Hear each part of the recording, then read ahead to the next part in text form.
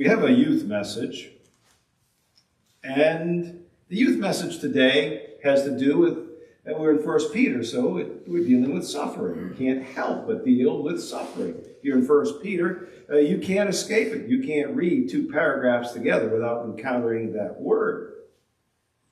And young people suffer. They suffer just like you and I suffer. Sometimes we forget that. We think, oh, well, they're young. They've got nothing but joy in their lives. They got nothing but play. But that's not really true. Young people suffer greatly. It's not always suffering for their faith. It's suffering in other things, perhaps getting cut from the sports team. That can really sting. Or failing a test. See, this is not the way you and I, none of us here have failed a test probably in the last week or two or a month or a couple of years.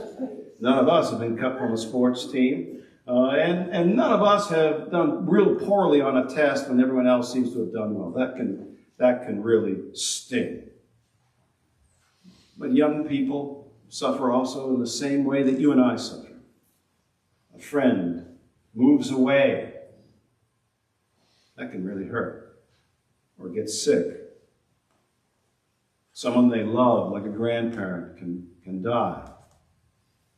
They can suffer a great deal. Or a friend might do something that a friend should never do. And it can really cause us to suffer. Well, today I would encourage us to think about what it is we believe. What it is we believe. Because when we suffer, we often ask God, didn't you see me? You know, what's going on? Don't you care? Why is this happening to me? Aren't you supposed to be good? I do not understand. So today we're going to talk a little bit about believing. And I'm just wondering if you believe that I can cut a hole in this piece of paper and fit my head through. That seems like that might be a little bit challenging, but that's what belief sometimes requires. It requires us to challenge ourselves. Now, to make this work, I got to get a really good crease. So I hope you forgive me if I get a really good crease on this. Now, the questions that we ask when we're suffering are really important. Sometimes people ask the question, God, did you see me? Or, God, why is this happening to me? As if somehow being in Christ would mean that we would never have to suffer. Peter's letter is a reminder to us that that isn't the way it works. That when you love God, you might still do a lot of suffering, for God has promised is, I'll go with you. I'll go with you through the valley of darkness. You'll never be alone. So, good. I'm well on my way. I mean, I could at least get my ear through that, right?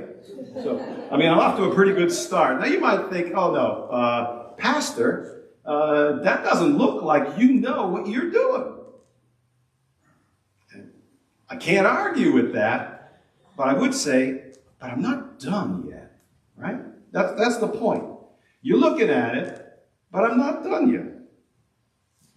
So one of the questions that you might ask, instead of, don't you see me, or don't you care, you might ask the Lord,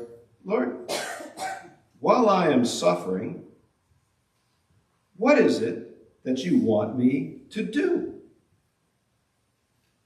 Do you want me to pray more? Do you want me to forgive somebody? What is it that you want of me? Oh, good. This is probably going to work. Oh, wait. No, that doesn't work either, does it? You'd say, Pastor, it still doesn't look like you know what you're doing. And I would say, yeah, but I'm not done yet. That's really the point. When I'm not done, it might not look like I know what I'm doing. Another question that we might ask God is say, instead of asking, why am I suffering? You might ask the Lord, Lord, what is it that you want me to believe? Here I am. I'm in an age of suffering. Life isn't going well for me. I'm very sad about things that are happening.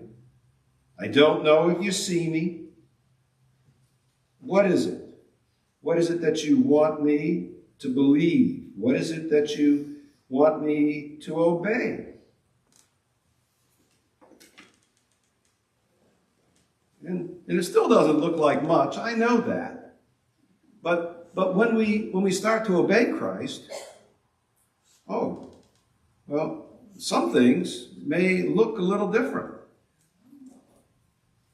May look like maybe I can get that over my head. Maybe I can cut a hole in that piece of paper and be, the twice-collared pastor. Who knows? And then we can ask that last question of Jesus. Can you help me think about you in my times of trouble? That I might believe that you have a plan, that you know what you're doing, that there is something that is doable that I can't see. And I trust you in this moment. I believe you're good. I believe you're going to get me home. That is our youth message for today. Believing, even though the things that we look at may not give us a lot of confidence.